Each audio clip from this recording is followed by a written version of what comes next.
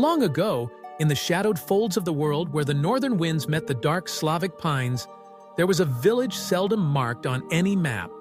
It huddled beneath a canopy of ancient trees, their roots tangled with secrets, their needles shivering in perpetual mist. The villagers called it Black Pines, and here, the boundary between the living and the lost was thin. So thin that, on quiet nights, the dead whispered through the branches, their voices riding the wind like leaves. Once the gods strode boldly across this realm, and mortals lived in their wake.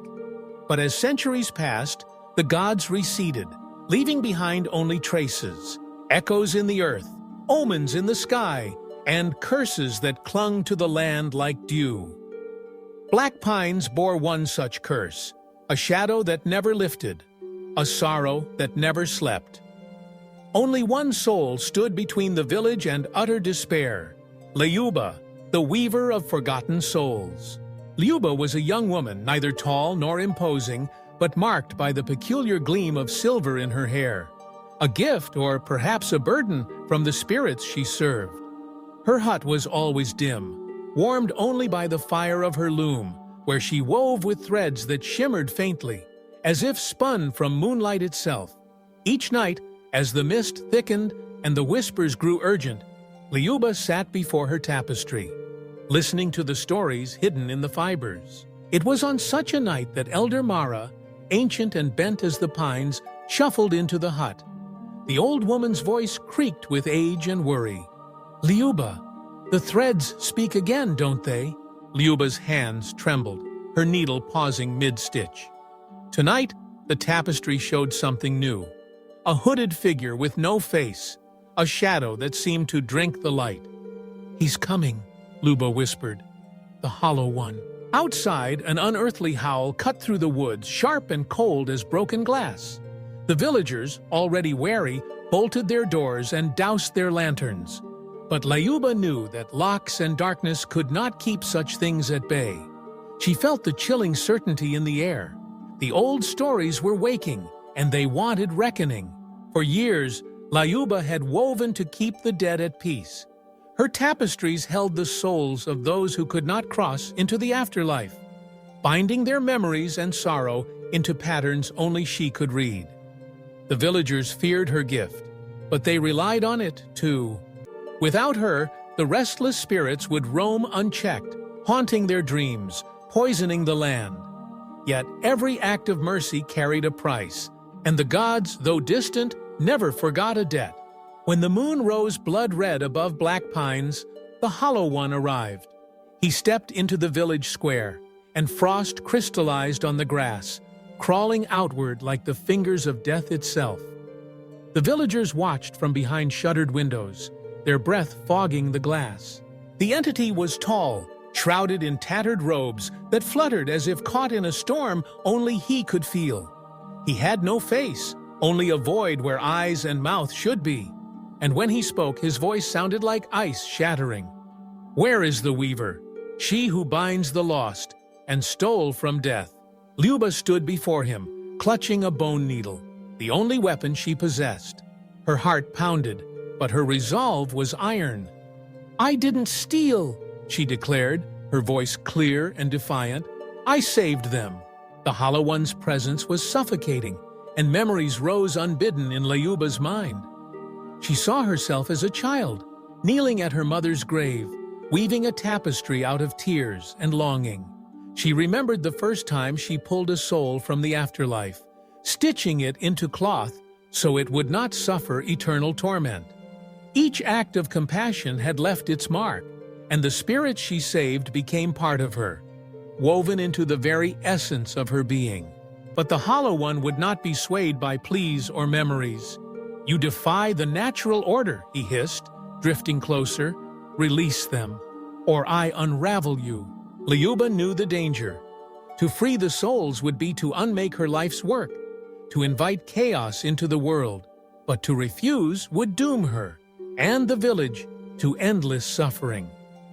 She glanced at her tapestry, her masterpiece, where hundreds of souls glittered in the threads, each one a story unfinished, a pain unresolved. Among them, she saw her brother, who had died young, his spirit now safe within her weaving. The sight nearly broke her, but it also gave her strength. She reached deep within herself, feeling for the golden thread that pulsed at her heart, the thread of her own life force. With trembling fingers, she drew it forth, letting it glow in the moonlight. "Then I'll weave a new fate," she said, voice trembling but firm. Lyuba set to work, her needle moving faster than ever before. She stitched the void of the Hollow One's face, weaving memories and emotion into the emptiness. As the golden thread intertwined with his form, something miraculous happened. The Hollow One screamed, a sound of agony and wonder, as feeling flooded into him. Sorrow, love, regret, hope, all the emotions he had been denied for centuries. He staggered back, and the void in his face reshaped into the features of a man. Veda, he would later remember. He fell to his knees before Lyuba, tears streaming from his newly formed eyes. "I remember," he whispered, voice choked. "I was once like you, a weaver who failed." In that moment, Lyuba understood the true nature of her adversary. Veda had been the first weaver, a mortal who tried to defy death and was punished by the gods, condemned to hunt those who followed in his footsteps, stripped of humanity, doomed to become the Hollow One. Lyuba knelt beside him, her own tears mingling with his. "Then help me end this," she urged. "Let us break the curse together." Veda nodded, and together they began to unravel the cursed tapestry. Thread by thread, they released the trapped souls, each one rising in a burst of light and gratitude. The village shook with the force of liberation, and the spirits sang as they ascended, finally at peace.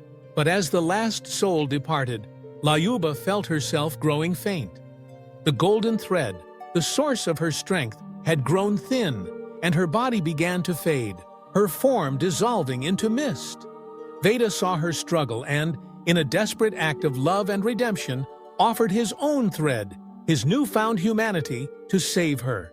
With trembling hands, Lyuba accepted the gift. She wove Veda's life into her own, and the tapestry shimmered with renewed vitality.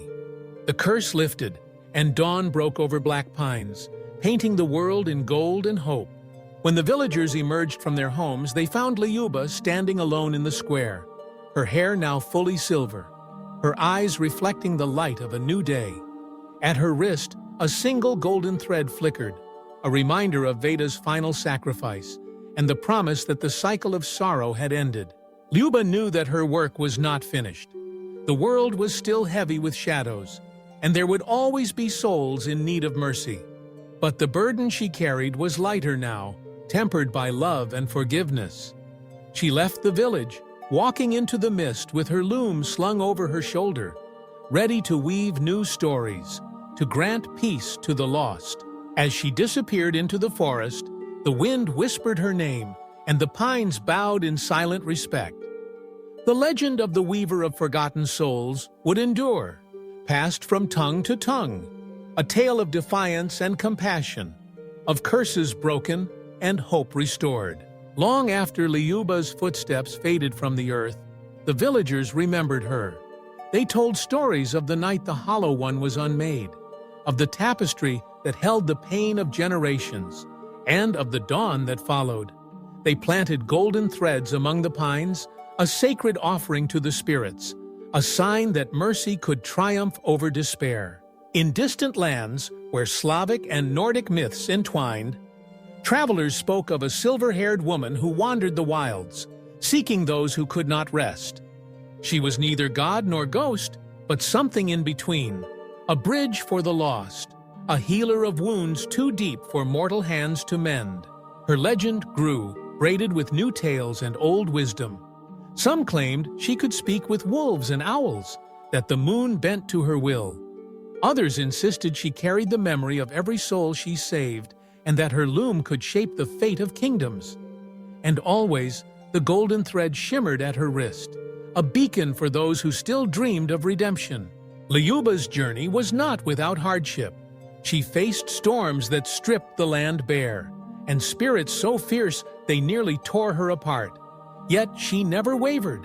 Each time she wove a tapestry, she remembered Veda, the first weaver, the hollow one, the man who gave everything so that others might be free. She found solace in the company of wanderers and exiles, teaching them the art of weaving fate.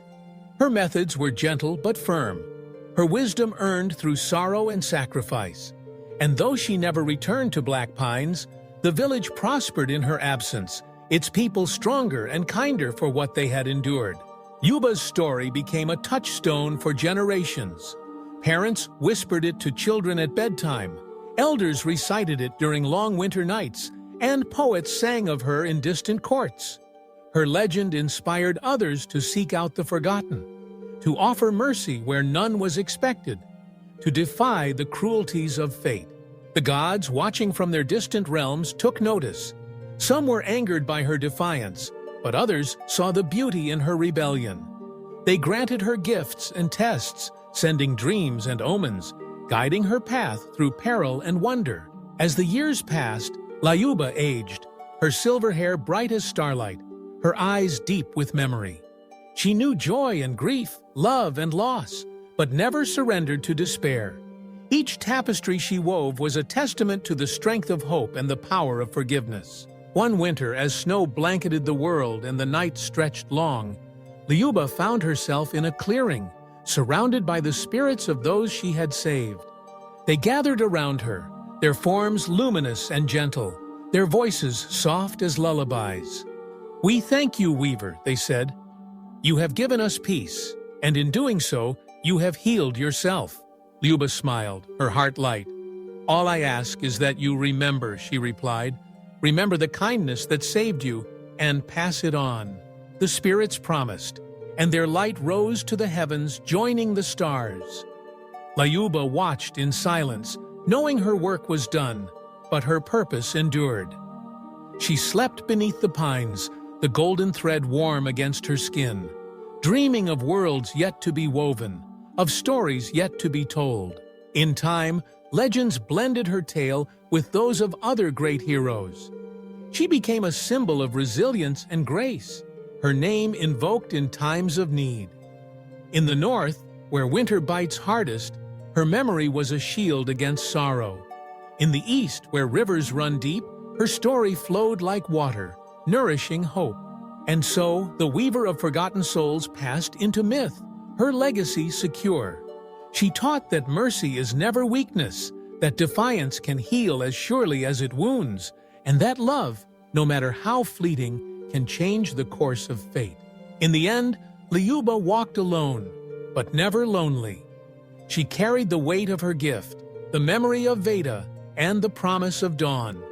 And wherever she went, the world grew a little brighter, the shadows a little thinner, the suffering a little less. The pines whispered her name for centuries, and the wind carried her story to every corner of the realm. And those who listened, who truly listened, knew that the curse of Black Pines had been broken not by gods or heroes, but by a single weaver with a heart full of compassion and a loom made of hope. Thus the legend endures, waiting for those who will take up the golden thread and weave new fates in its name. Did you really think the story ends here? Or could this be just the beginning of an even greater enigma? The shadows hold secrets yet to be uncovered, and every answer leads to new, unsettling questions. Don't let the mystery slip away. Make sure you subscribe and turn on notifications, so you're the first to unravel the next twist. What do you believe happens next? Share your wildest theories in the comments below. Your idea might just be the clue we reveal in our next tale. The truth may be closer than you imagine, or more chilling than you expect. So stay tuned, because the next chapter is approaching, and it promises to change everything you thought you knew.